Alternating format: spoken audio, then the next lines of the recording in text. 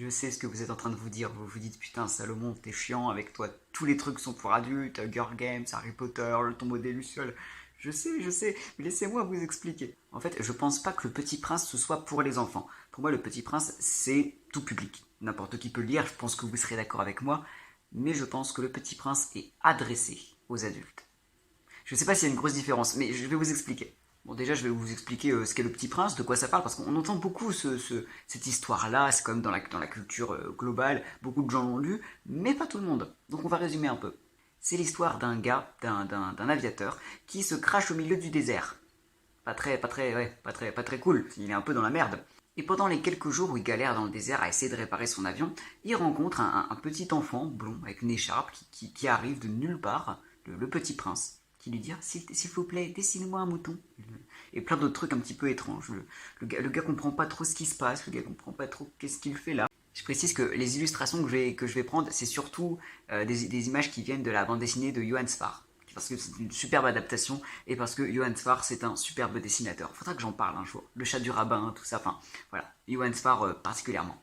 En fait, au cours de l'histoire, on alterne les passages dans le présent où le petit prince dialogue avec l'homme et on a des flashbacks avec le petit prince qui raconte un peu sa vie. En fait, le petit prince vit sur une planète, il vient d'une autre planète, une toute petite planète avec trois volcans, avec une rose, avec une mystérieuse rose qui lui parle mais qui est quand même un peu étrange, qui est un peu froide, dont il est amoureux. À un moment, le petit prince décide de partir, il visite les planètes et on visite avec lui différentes planètes avec des personnages plus absurdes les uns que les autres jusqu'à son arrivée sur Terre. Voilà, c'est le résumé global du Petit Prince. Le sujet principal du roman, c'est la confrontation entre l'adulte et l'enfant. Et là, vous pensez, et vous aurez raison, au Petit Prince et au gars. Voilà, le gars, oui, je l'appelle le gars. Bah oui, mais oui, tout à fait. Le Petit Prince, il a une attitude très enfantine, il a un look très enfantin. Voilà, c'est la pureté, c'est l'enfance. Oh, excuse-moi, hein, je fais une vidéo. Et le gars, il représente parfaitement l'adulte. Mais pas l'adulte en mode je suis mature, non. L'adulte qui a renoncé à l'enfance. Et c'est triste. Et ça, c'est dès le début. Dès le début, le livre s'ouvre sur cette réflexion du narrateur qui nous explique que quand il était petit, il adorait dessiner, mais que les adultes lui ont dit c'est pas un truc d'adulte, c'est pas sérieux, et que du coup, il a refoulé sa passion pour le dessin. Ah là là, c'est chouette hein, être adulte. Le narrateur, c'est un enfant désenchanté. C'est un enfant qui avait plein d'idées, qui avait son imagination, qui avait ses rêves, qui avait ses passions, comme tout le monde, comme tous les enfants, et qui a tout perdu. Qui a tout perdu et maintenant qui vit une existence grave, une existence sérieuse. Tellement sérieuse qu'il est en danger de mort, parce qu'il est perdu dans le désert, et il est lassé. Et il nous parle de son monde d'adulte, comme d'une autre planète en fait. C'est encore une planète à part entière, le monde des grandes personnes qu'il appelle ça. Et la façon dont il en parle, on a l'impression qu'au fond de lui, il y a quand même un petit enfant. On a l'impression qu'il met quand même une distance avec les adultes, notamment avec cette phrase-là que j'adore. Il dit j'ai beaucoup vécu avec les grandes personnes, je les ai observées de très près. T'as l'impression qu'il parle d'animaux exotiques, c'est trop drôle. Vous voyez les histoires de zoologistes qui ont passé des années à vivre avec les orang-outans, tu peux remplacer ça. J'ai beaucoup vécu avec les orang-outans, je les ai vus de très près, c'est trop drôle. Là, les grandes personnes, on va être loin d'elles. Et c'est ça la clé, c'est ça le message du Petit Prince, c'est le retour à l'enfance. Là, quand on lit cette phrase-là, on sait que le monde adulte dans lequel on est, généralement, on va le quitter. Et ça va nous faire du bien. Parce que je disais que le Petit Prince, il incarnait l'enfance, l'innocence, mais pas seulement. Pour le roman, l'enfance, c'est pas seulement l'innocence, c'est pas seulement la naïveté, c'est l'authenticité. C'est un regard qui n'est pas encore corrompu. Et le narrateur, il le dit à plusieurs reprises. Par exemple, quand le petit prince il part de sa planète, il dit ah ben elle a trois volcans, puis elle est toute petite, et puis il y a une rose, ah et puis des tout petits trucs. Et le narrateur, qui a un regard adulte, il n'arrive pas à visualiser ça. Il est en mode attends, c'est dans quelle région du système solaire ça? Ah bah c'est l'astéroïde B612, je crois. Mais le narrateur, il est quand même gentil parce qu'il se rend compte de ça. Ça on le sait hein, quand il dit les grandes personnes. On sait qu'au fond, même s'il en est devenu une, il regrette le temps où il était enfant. Et donc il se rend compte, il se dit ah je suis désolé, je parle comme un adulte. C'est intéressant. Et c'est ce regard-là en fait. C'est le regard de l'authenticité. Parce que là, avec notre regard d'adulte ou d'ado, hein, mais le regard ado c'est un peu le regard adulte aussi, on voit les choses à travers l'argent, à travers la société, à travers combien ça coûte. Et le Petit Prince, c'est l'authenticité. Et c'est pour ça, hein, toutes les planètes, qu'il visite, à chaque fois l'occupant de cette planète, ça renvoie à un truc adulte. T'as un roi, t'as un monarque qui est en mode oui, tout le monde doit m'obéir parce que je suis un roi, c'est comme ça. Sauf qu'il est tout seul à régner, que ces lois du coup n'ont aucun sens. Un mec ultra vaniteux qui veut juste qu'on l'admire et du coup il lève son chapeau genre oh merci.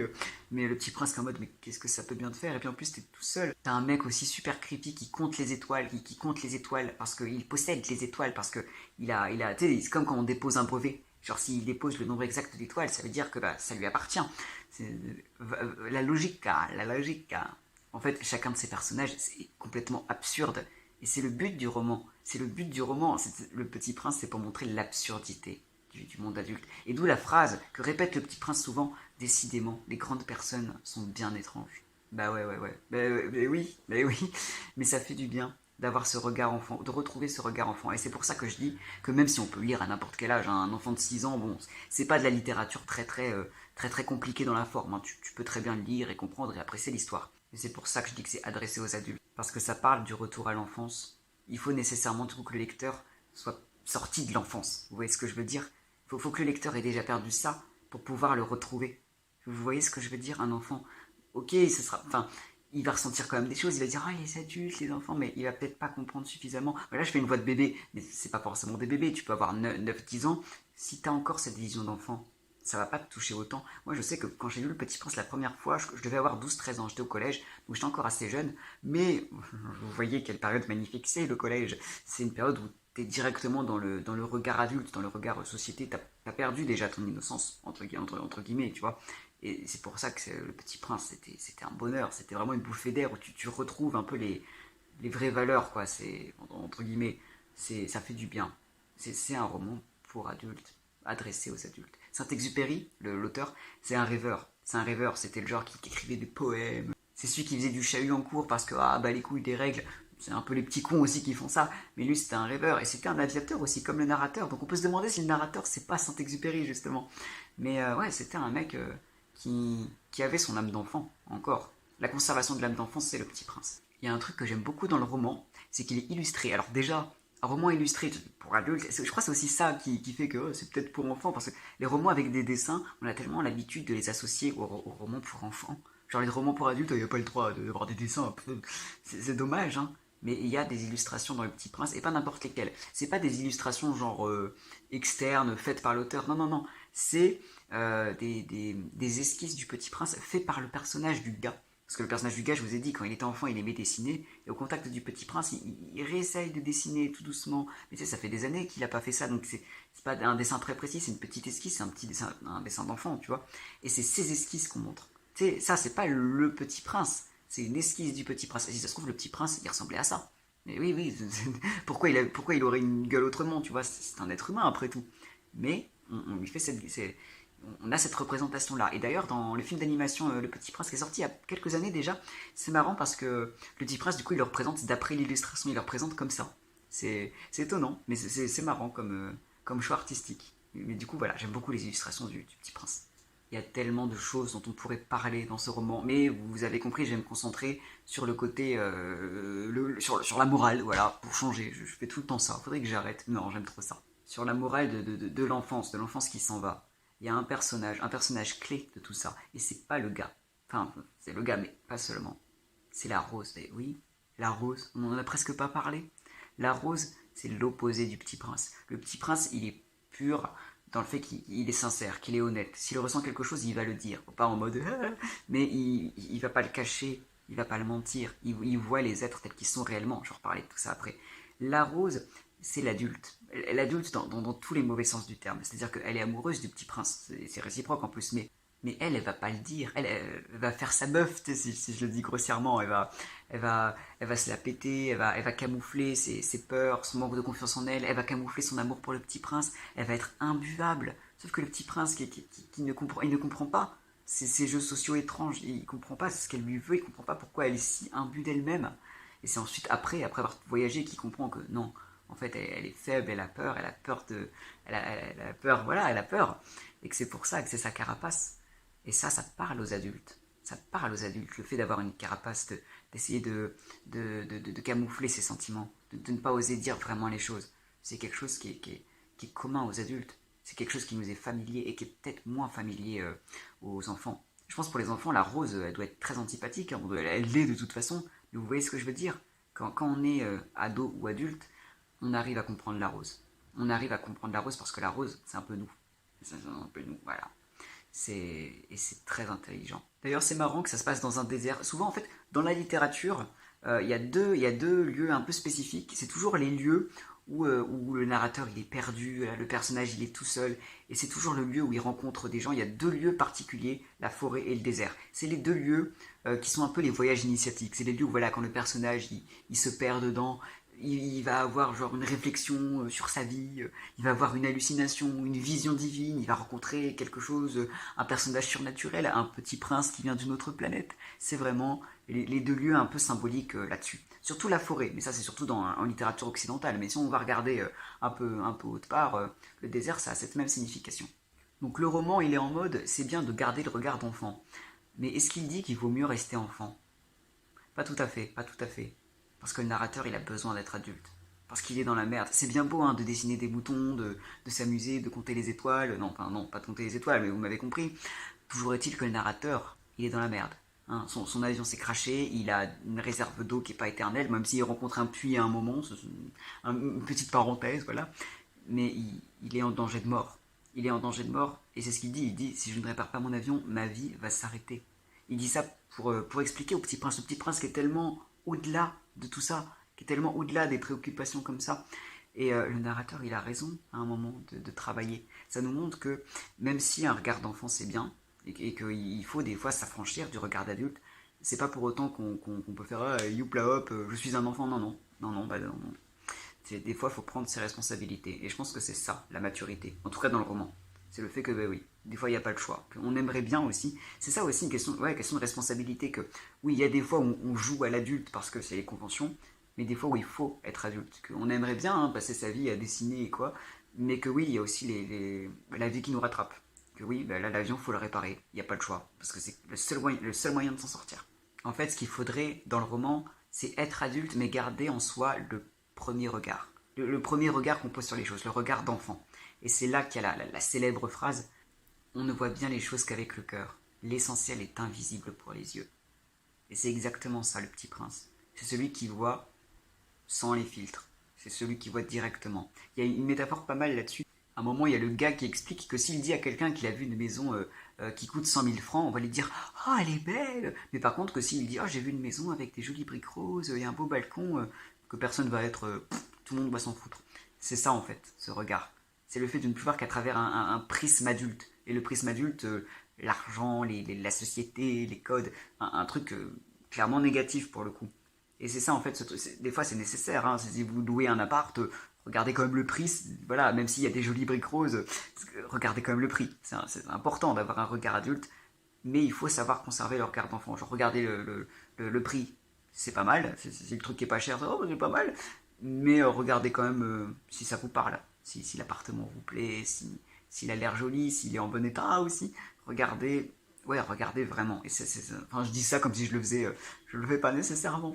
Et vous voyez ce que je veux dire? Je crois que c'est ça le moral du petit prince, c'est que oui, on est adulte, et que c'est bien d'être adulte, qu'il faut être adulte. Mais c'est pas nécessaire de tuer l'enfant.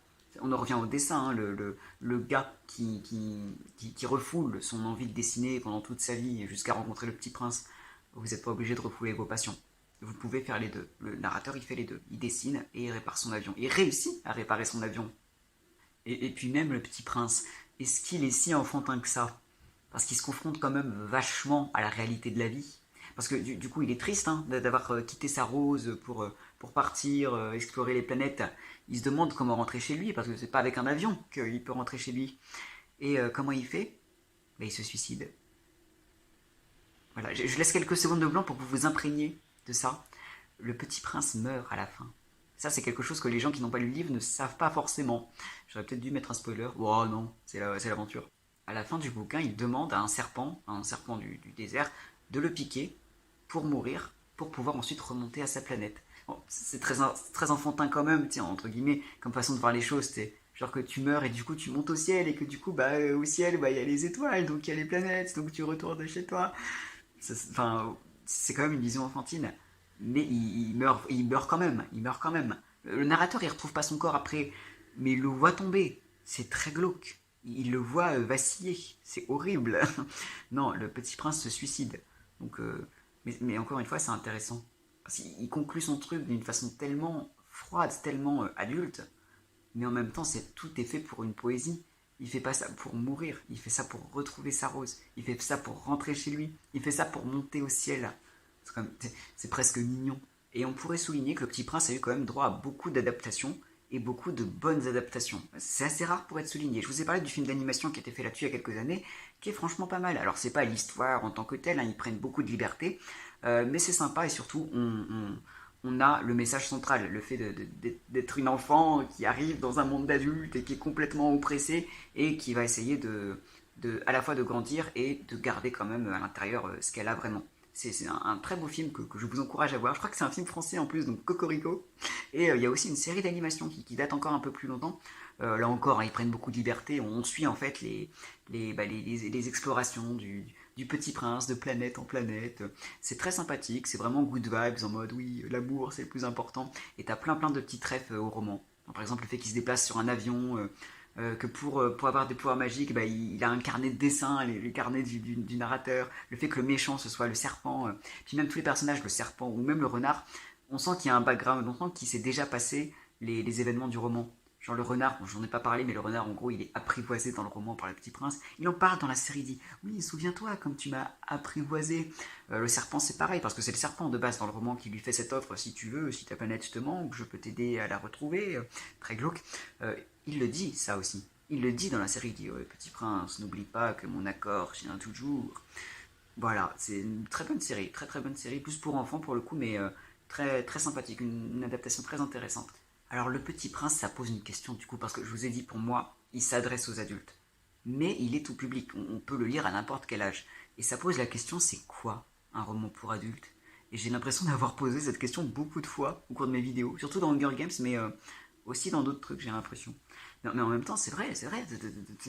Le Petit Prince, pour moi, c'est techniquement pour adultes, mais c'est tout public. Est-ce que pour adultes, j'ai l'impression qu'en fait, roman pour adultes, on l'associe à un truc avec des trucs gore, sanglants, ou alors des meurtres, ou alors des thématiques d'adultes.